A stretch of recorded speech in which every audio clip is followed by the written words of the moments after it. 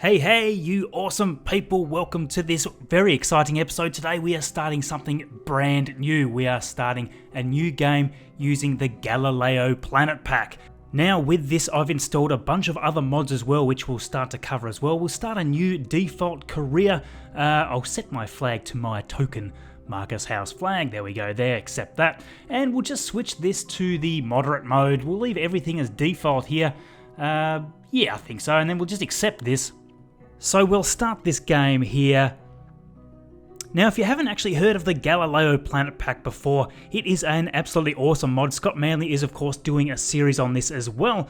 He's been doing it for quite some time. I've installed this in version 1.3, so we'll just warp to the morning. For some reason, we start off here in the dark. I'm not sure why. We'll say a very big thanks there to Gene Kerman.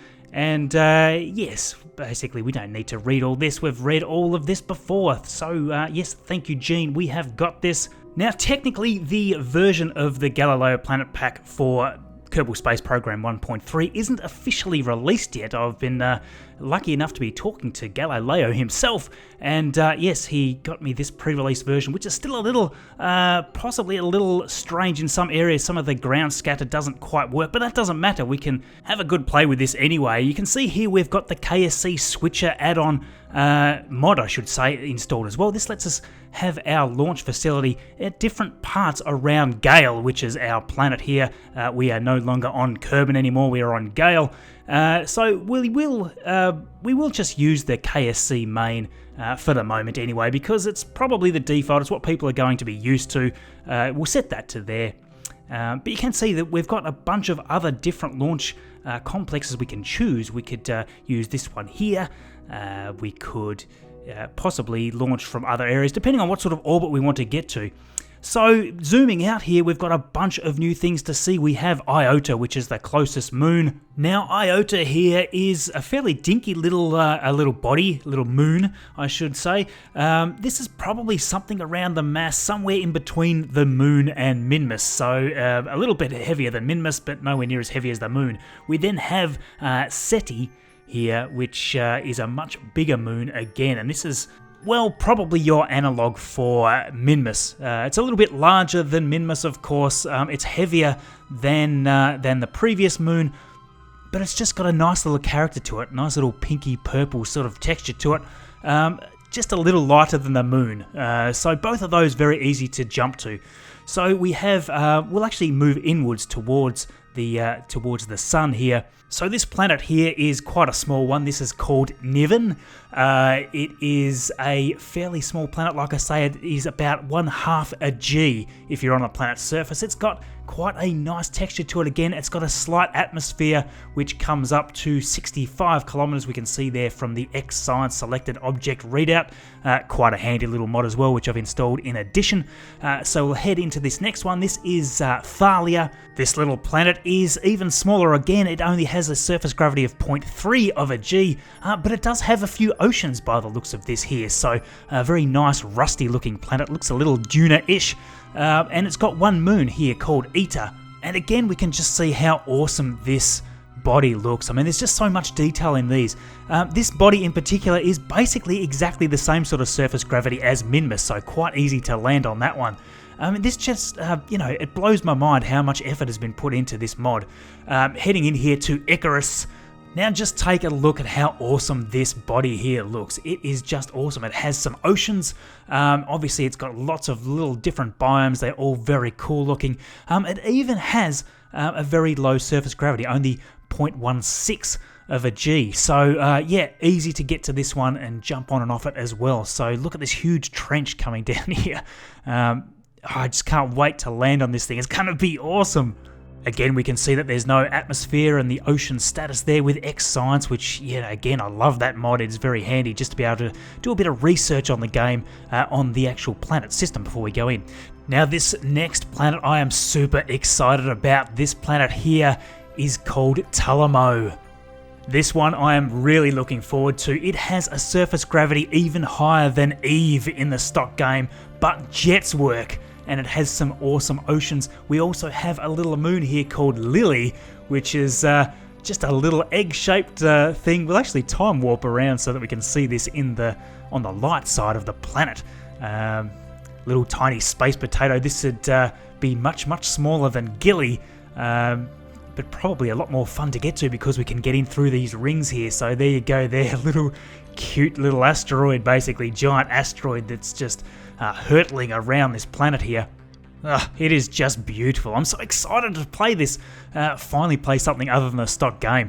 Heading out here, we can get to Gratian. Gratian? I think that's how you say it. I'm probably totally cocking up the pronunciations here. So like Duna, this planet has a thin atmosphere, and it's just a little heavier than Duna. It takes a little more to get off. It's got one moon here, Geminius? I think that's right, and it's sort of a slaty looking little moon here. Again, some really nice looking trenches that come along here. Really looking forward to exploring some of those things. That one there is a little heavier than the moon in the stock game. And then we have Otho, which is a huge gas giant. This is kind of your Jupiter analog. This thing is just beautiful. It isn't quite as big as Joule in the stock game. The escape velocity for this is a little over 7,000 meters per second. Joule from memory is around 9,000, so it's not quite as big as Joule, but it is still massive, and it's got a bunch of moons around it. Of course, we have Augustus. That's a medium-sized moon there with an atmosphere as well, so probably around double the surface gravity of the moon in the stock game. We then have Hephaestus here, which is just a beautiful little moon. Again, look at the detail in these designs for these planets. Just unbelievable. That's a smaller moon than the first. We then have Jana here, or Jana? One of the two. Not quite sure on that. But again, look at the detail. All these wonderful little biomes, quite different in color. So you really can see a difference when you go to land in some of those locations and some of those biomes. And the next one here is Gauss, which is another huge gas giant, but it is like a blue Jupiter. Oh, this is going to be awesome. Just heading around this thing. Look at that. It's got a blue spot. The great blue spot. I'm just bewildered by some of the detail in here again. It's got some moons, of course. We have Loki. There is no atmosphere on this little body. It's probably similar in size to the moon in the stock game, but again, look at the detail, and yes, it looks totally original from any other body in this entire planet pack. We then have Catullus, I think this is called, and for the first time ever we can see a moon around a moon. This one to me looks very much like Eve, an extremely thick atmosphere and yeah, similar sort of gravity. So Tarsus here is its own moon. It has oceans and all sorts of other wonderful things to explore. That one's going to be another nice one there. You can see some of those awesome oceans, those grey oceans there. Zooming right out now, just I don't know, there's so many bodies here. This one here is Nero, another gas giant, and of course this is our Saturn analog. Wow, that one is just amazing as well. I'll start moving through these just a little quicker now. So we've got some moons here. We have Hadrian, or Hadrian? Hadrian, I think. A beautiful lathe-ish looking planet here, has oceans, atmosphere. Not sure if he can use jets on that one or not. That might not be able to use jets like Lathe. So this second moon out here is much smaller. Pretty cool looking moon. There is no atmosphere. But yes, moving on to the next one, we have Muse here. This is a really cool looking little moon. Fairly sort of stark colors, but look at a lot of these mountainous sort of areas here. That moon here, it's a little bit bigger than the last one, but lots of cool little trenches and things. That one looks like a fun one to explore as well. And this one here, Minona. Again, a very cool looking moon. No atmosphere. Lots of cool little biomes. So yes, lots and lots. So many of these bodies to explore. Just so many. Moving on out here again, we have the next planet out, which is Hox. And yeah, this one has one little body around it. And again, this one has a very slight atmosphere, only a very small body, that one, and it has one little satellite here, Argo, which is just tiny. This thing is very, very small. This is probably one of the smallest bodies in this entire planet pack as far as I can see here, but very, very cool nonetheless. You can see a lot of those beautiful textures there on that body as well. So zooming out here, we have our final planet, and this is Leto. Again, a very, very small body. No satellite at all around this one. quite a icy looking thing. This is probably a little bit like Pluto or something like that, I would imagine. And then finally, the pièce de résistance, we have a star. Now this star is called Granus, and I don't know a great deal about this. I can tell from some of the specifications that it has a solar mass of 0.4, so it's about half the size of the main star. And as you can see, it doesn't burn very brightly at all. I would say this is some form of red dwarf, but all the same, it would be very, very awesome to come out here and have a look at it with a spacecraft. It's quite a long way out, so that's no small feat to get all the way out here. So yes, that is the Galileo Planet Pack, and I am going to have a great deal of fun playing around with this. So we'll leave the facility here, and we'll actually look at starting the game. So if you would like to play along with me, feel free to download the Galileo Planet Pack. Here's a graphic that's actually supplied by the pack, and yeah, as you can see there, very nice graphic, gives you a good summary of all the bodies available.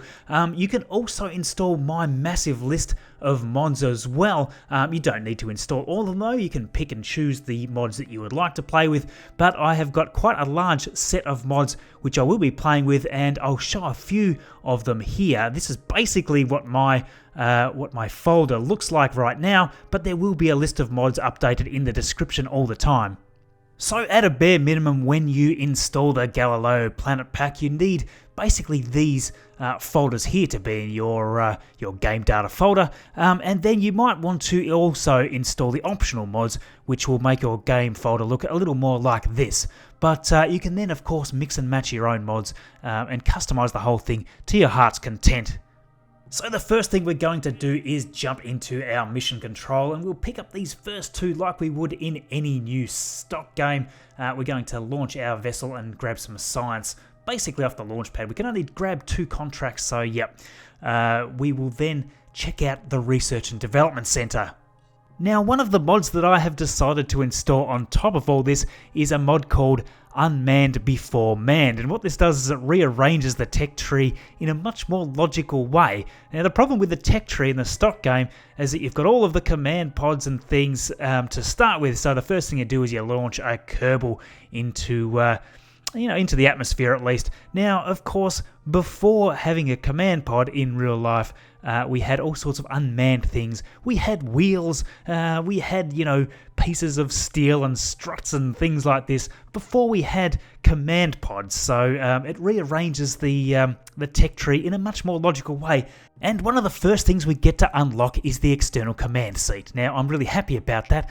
We also get some lights and batteries and things, and it's only going to take us a couple of research points. We don't end up with any at the start, and we only end up with a very small amount of money, only 18,000. But yes, we'll first do a basic mission and unlock a bunch of these things.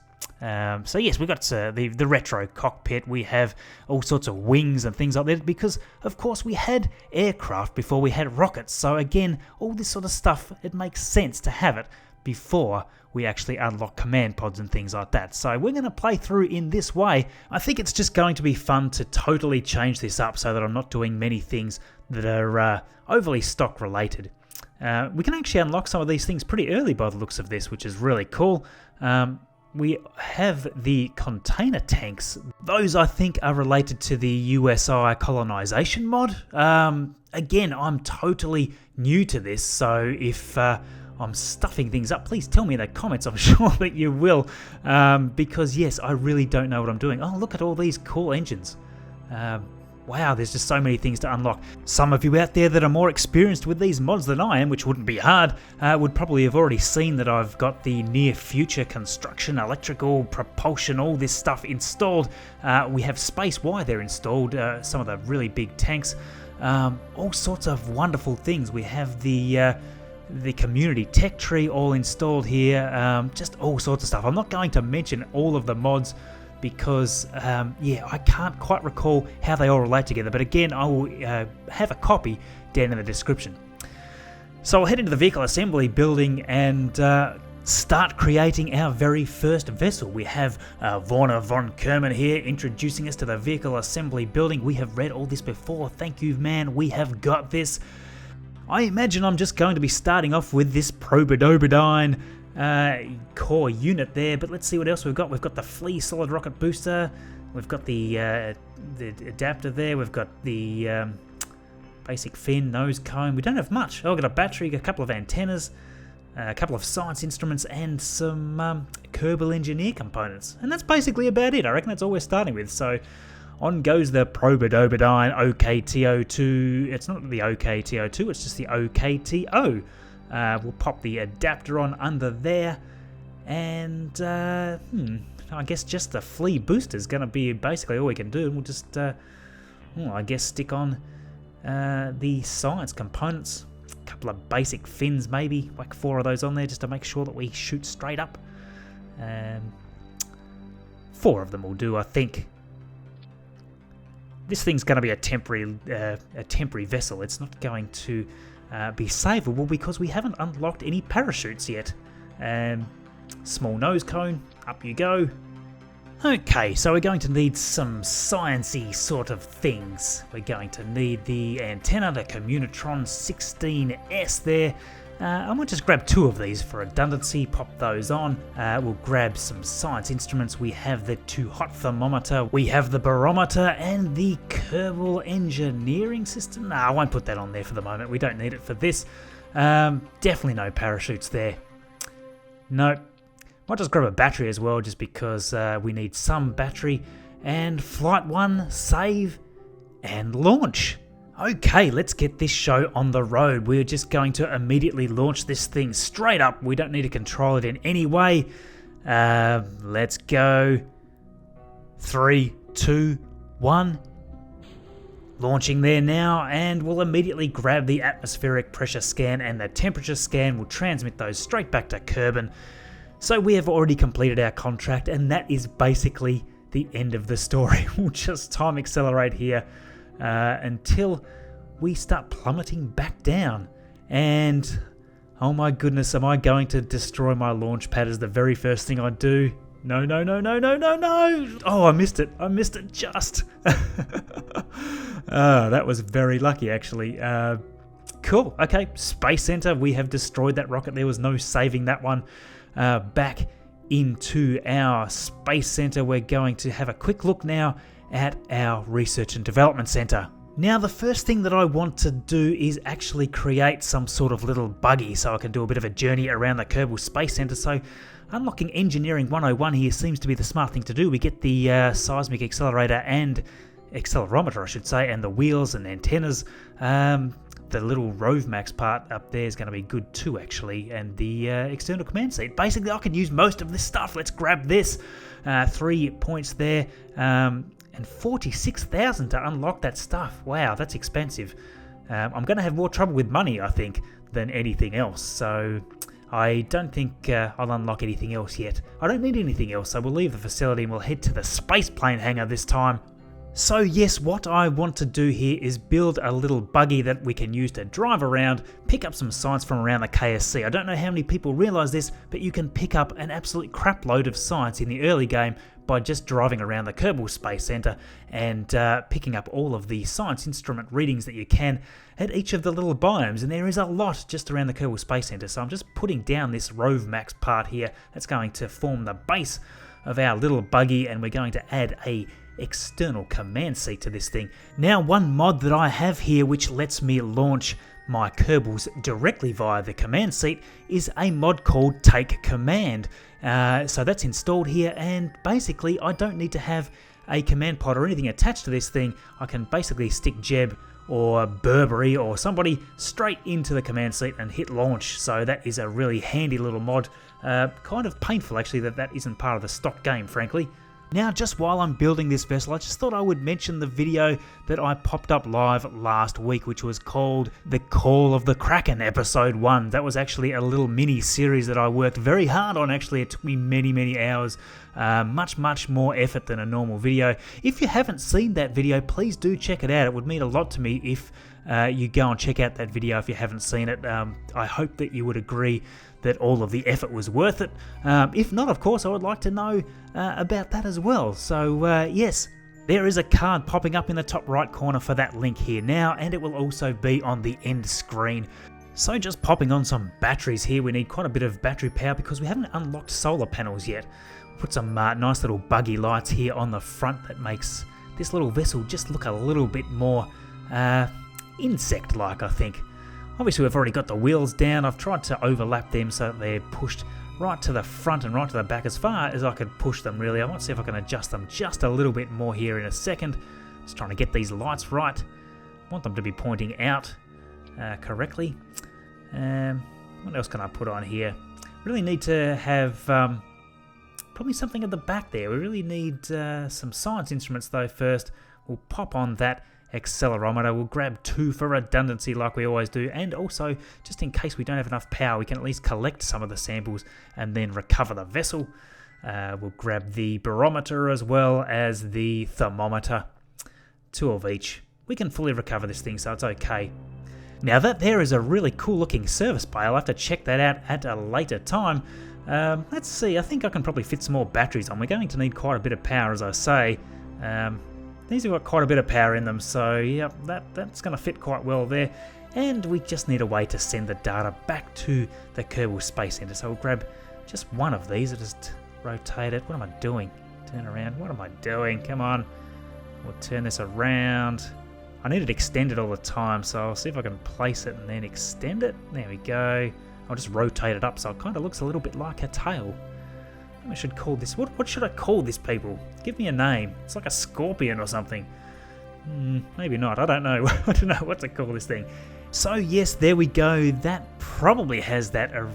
It's about finalised, I think, for the moment. We're not going to be able to add any solar panels to it, so that's no good. We'll just call this thing the bug for the moment until you give me a better name. Now, I have a problem because Burberry is missing. He is missing. What I'm going to do is leave out here. I'm going to open the cheat menu and I am going to create a new Kerbal. And this Kerbal is going to, of course, be called Burberry Kerman because I cannot run a channel. I can't run a series without Burberry. I just can't. So forgive me, my little cheaties here. You're a male Burberry, aren't you? Yes. Let's make you 0 experience. We'll give you lots of courage and probably lots of stupidity, frankly, because you are Burberry Kerman. And yes, you are definitely a badass and a veteran. So we'll create this Kerbal and I can have my celebrity Kerbal of my channel back. There we go. Now I can come back in and we will finalise this episode with basically selecting Burberry for our first little crude vessel. He's going to go straight into our command seat. In you go, Burberry. We are back in action.